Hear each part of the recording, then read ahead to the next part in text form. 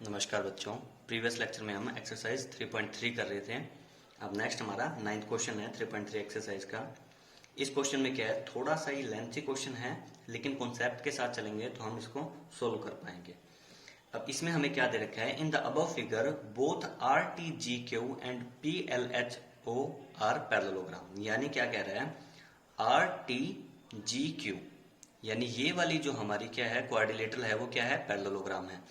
इसी तरीके से पी एल एच ओ ये जो हमारा क्वाड्रिलेटरल है ये भी क्या है, एक पैरेललोग्राम है। तो हमारी सारी की सारी प्रॉपर्टी लगेगी इसमें पैरेललोग्राम वाली। ठीक है, फिर नेक्स्ट हमें एंगल कौन सा निकालना है, ये वाला एंगल निकालना है, यानी एक्स एंगल निकालना है। ठीक है, अब एक्स एंगल निकालने के लिए हम कैसे प्रोसीड करते हैं, सबसे पहले फिगर को बनाएंगे हम। इस एंगल को हम क्या करेंगे, एक ट्राइंगल लेंगे हम, इसमें से कौन से ट्राइंगल लेंगे, इस पॉइंट को अगर हम Z का नाम दे देते हैं तो हमारी क्या होगी, ZTP। ठीक है, इस ट्राइंगल को हम सोल्व करेंगे। कैसे सोल्व करेंगे, जैसे ये हमने बना लिया एक ट्राइंगल, थोड़ा एनलार्ज करके इस ट्राइंगल को हमने बना लिया। ये हमारा Z हो गया, ये हमारा T हो गया और ये हमारा P हो गया। ठीक है, अब ये एंगल हमारा 118 डिग्री दे रखा है, तो इसका अपोजिट एंगल क्या होगा हमारा, ये भी क्या होगा, 118 डिग्री होगा। अब ये अगर 118 डिग्री होगा तो बचा क्या हमारा, 180 में से सब्ट्रैक्ट कर देंगे। क्यों, क्योंकि ये हमारा क्या है, एक लीनियर पेयर एंगल है, एक लाइन के ऊपर एंगल है। और हमें पता है कि एक लाइन के ऊपर एंगल बनने वाले को हम क्या बोलते हैं, 180 डिग्री का एंगल बोलते हैं। ठीक है, तो 180 डिग्री में से अगर ये हमारा 118 डिग्री का हो जाएगा तो ये सब्ट्रैक्ट कर देंगे तो हमारा कितना आ जाएगा, 62 डिग्री। ठीक है, तो ये एंगल आ गया हमारा 62 डिग्री। ठीक है, फिर उसके बाद अगर हमारा ये एंगल 72 डिग्री है तो पैरेललोग्राम के प्रॉपर्टी के अकॉर्डिंग ये एंगल भी हमारा क्या होगा, 72 डिग्री होगा, क्योंकि ये बोथ पैरेलल लाइन है।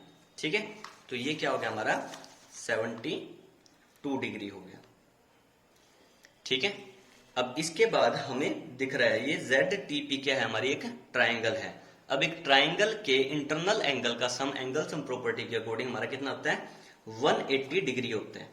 ठीक है, अगर हम इसको एंगल Z से डिनोट करते हैं तो 62 degree plus 72 degree plus Z equal to कितना होना चाहिए हमारा, 180 डिग्री होना चाहिए। तो 62 प्लस 72 हमारा कितना हो गया, 7 6 13 13 and 134 plus Z equal to 180 degree. ठीक है, तो यहां से हमारी Z की वैल्यू कितनी आ जाएगी, 118 माइनस 134। ये कितना आ गया हमारा 46। ठीक है, 46 आने के बाद अब ये जो हमारा Z एंगल है, जो हमारी इस अगर फिगर में देखें हम, ये वाला जो एंगल है वो X के क्या है, वर्टिकली अपोजिट एंगल है। तो वर्टिकली अपोजिट एंगल हमारे क्या होते हैं, इक्वल होते हैं। तो यानी अगर ये 46 डिग्री है तो ये भी हमारा क्या होगा, 46 डिग्री होगा। तो कंक्लूजन क्या है हमारा, X को निकालने के लिए हमें इसको निकालने की जरूरत पड़ी, और इसको हम कैसे निकाल सकते हैं, पैरेललोग्राम की प्रॉपर्टी को यूज करके हम इसको निकाल सकते हैं। ठीक है, तो इस तरीके से हमारा x और n दोनों की वैल्यू क्या आ जाएगी, हमारी 46 डिग्री आ जाएगी। फिर नेक्स्ट है, explain how the figure is a trapezium which of the two sides are parallel. अब कह रहा है कि फिगर को हमें शो करना है ट्रेपेजियम है। अब जब हमें ट्रेपेजियम दिया होता है तो हम उसकी प्रॉपर्टी को यूज करते हैं, लेकिन अगर हमारी प्रॉपर्टी अगर वहां पे वैलिड होती है तो हम क्या कह सकते हैं, वो एक ट्रेपेजियम है। कैसे, जैसे सम ऑफ इंटीरियर अपोजिट एंगल क्या है हमारे यहाँ, 120 प्लस 60 डिग्री क्या हो रहा है, 180 डिग्री हो रहा है। तो ये क्या है, हमारी एक ट्रेपेजियम की प्रॉपर्टी है।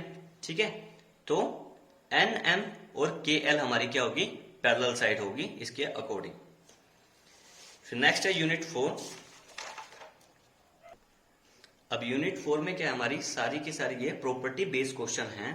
कैसे, जैसे एक क्वेश्चन दे रखा है हमें, identify all the quadrilateral that have 4 right angles.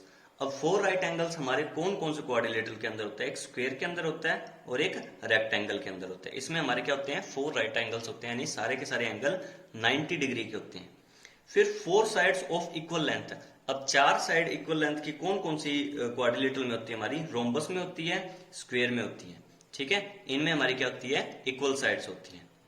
फिर नेक्स्ट है explain how a square is a quadrilateral. अब एक स्क्वायर क्वाड्रिलेटरल कैसे होता है, इसको हम कैसे प्रूव करेंगे? A square is a quadrilateral since it has 4 sides. ठीक है, जिसकी 4 साइड्स होती है वो क्या होता है? हमारा एक क्वाड्रिलेटरल होता है। फिर नेक्स्ट अ पैरेललोग्राम। अब पैरेललोग्राम कैसे प्रूव करेंगे? A square is a parallelogram since its opposite sides are parallel to each other. अब पैरेललोग्राम की हमारी क्या प्रॉपर्टी होती है कि पैरेलल साइड क्या होनी चाहिए, सॉरी ऑपोजिट साइड क्या होनी चाहिए? पैरेलल होनी चाहिए। लेकिन एक स्क्वायर के अंदर हमारी सारी की सारी साइड क्या होती है?